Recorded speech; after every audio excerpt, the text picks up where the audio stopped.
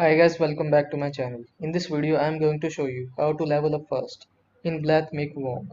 I provide you the some tips and tricks to level up fast in Black Myth Wong.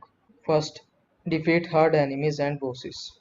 As you play the game, you will stumble upon various bosses fights and enemies encounter that will reward you with significantly higher points.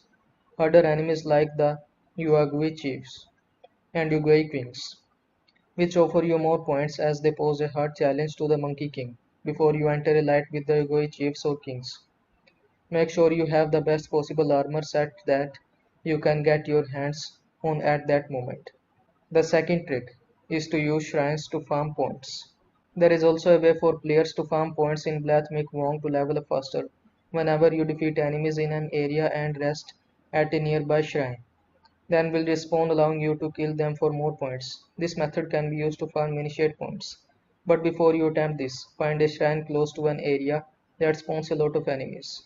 So I hope this video was helpful to you. Don't forget to like this video and subscribe to my channel for more this type of content. Thanks for watching.